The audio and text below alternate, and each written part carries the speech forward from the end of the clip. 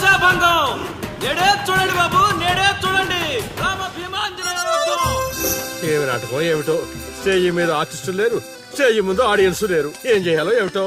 ఏమైంది గురుగారు టెన్షన్ పడుతున్నారు? టెన్షన్ కాక మరేంటి నాయనా ఇది? చూడు నాయనా లవా, ఈ టైటిలే కొంచెం తేడాగా ఉంది. తీసుకొచ్చి వీడింటి ముందు పెట్టావు. తేడా ఏమి రాదు కదా.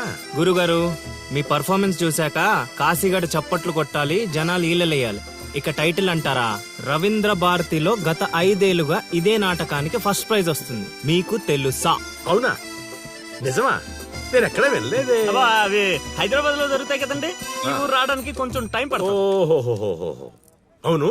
నువ్వింకా మేకప్ వేసుకోలేదేంటి? ఈ రోజు డైలాగులన్నీ మీవే సార్, ఓ. డైరెక్షన్ మాత్రమే నాది. ఆహా. అందుకే మేకప్ వేసుకోలేదు. నిజమా? ప్రేక్షకుల్ని కళాకారుల్ని ఏరుకొస్తా. ఎవరికొస్తావా? అదే సార్ పిలుచుకొస్తా. పిలుచుకొస్తావు. త్వరగా రా నాయనా. ఈ లోపు మేము రిహార్సల్ చేస్తూ ఉంటాం. రిహార్సల్ బాణం అందుకో. నువ్వు రాగం అందుకో.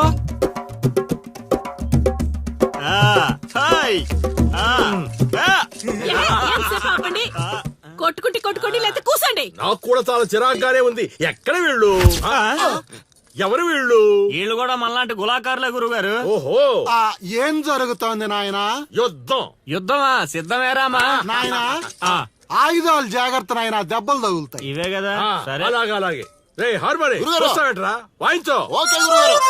కాసుకో భీమా.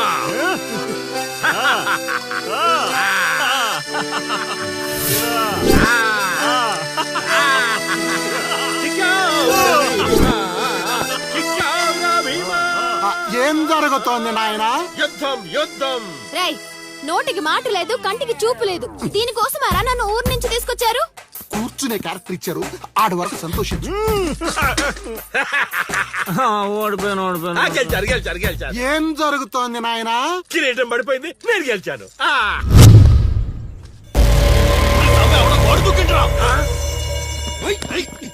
అమ్మడి అమ్మ, నాటకం ఇంకా స్టార్ట్ కాకుండానే ఈడేదో అదోపం చేసినట్టున్నాడు. ఒరే బాబా వత్తనా హనుమా, పరిగెత్తరా బాబా, ఆడేదో కొంప ముంచిలా ఉన్నాడు. రారా.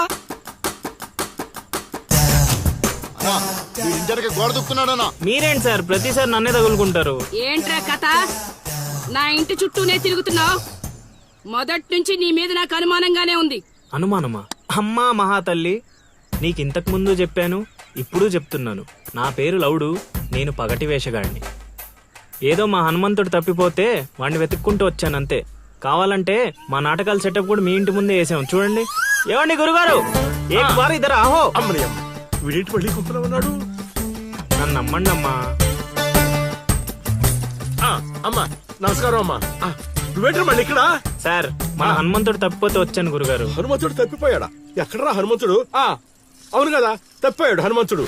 ఇడుగో మా హనుమంతుడు వచ్చేసాడు బాబు. ఇంతసేపు ఎక్కడికి పోయావురా? వెళ్ళానండి. వెళ్ళకూడదా అండి? మీరు ఎలా చూస్తే మళ్ళీ వస్తుందండి. అమ్మా, ఇక మీదట వీడు ఈ ఇంటి పరిసర ప్రాంతాల్లో కనపడకుండా చూచే పూచి నాది తల్లి. ఈ ఒక్కసారి క్షమించి వదిలేయమ్మా. పద. రేయ్, మళ్ళీ ఏమైందిరా నాయన? చైత్ర,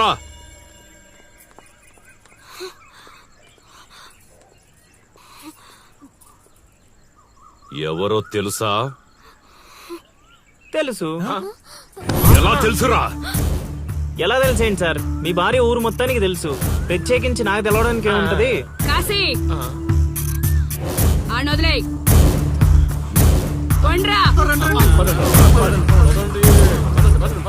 ఓ మనిషిని మాటి మాటికి కదిపితే అదే మనకు ప్రమాదం అవుతుంది.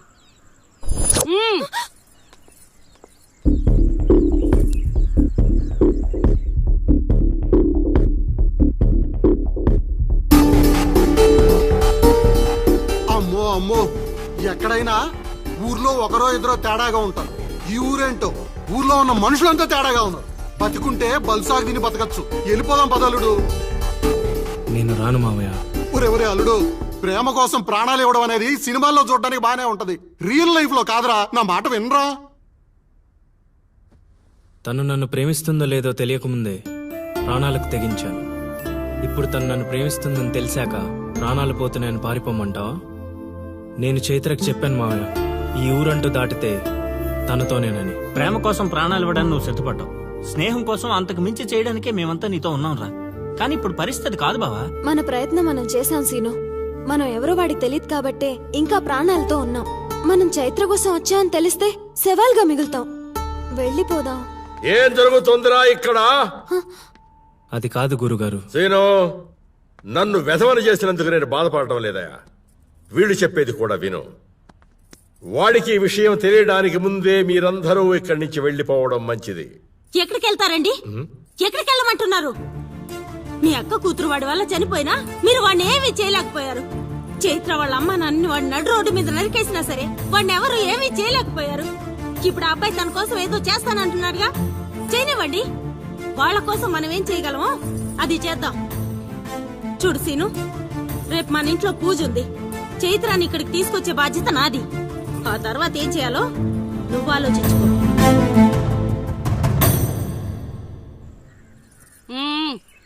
ఏంటిలా వచ్చావు? అమ్మా, అది రేపు పొద్దున మా ఇంట్లో పూజ పెట్టుకుంటున్నాం. అందుకని మీరు కూడా వస్తే బాగుంటుందని. అది మీరు వచ్చేవాళ్ళు ఎవరు లేరు, పో. పో.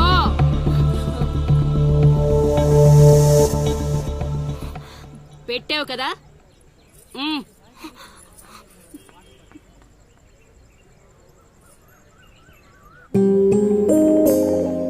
చైత్ర, ఈ ఊర్లో నిన్ను కాశీ ఇంటి నుంచి బయటికి తీసుకురావడం అనేది ఎవరి వల్ల కాదు.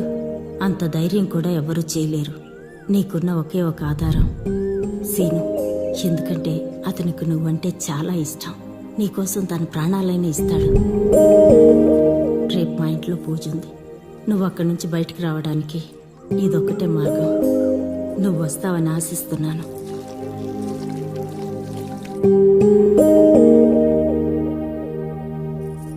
అక్కడ పెట్టు. ఏం మాట్లాడవేంటి? తప్పుకో, తప్పుకో. తను వస్తుందా రాదా?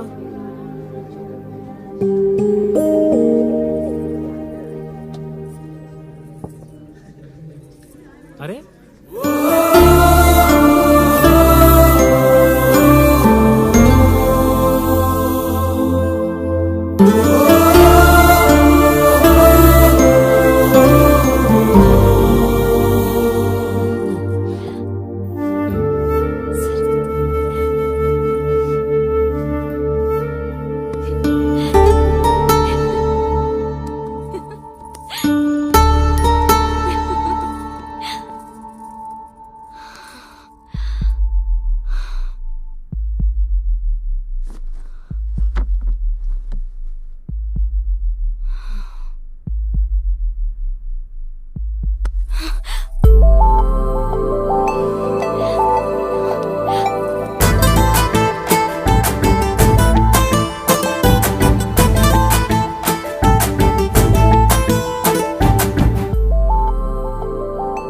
వదిలు సీను.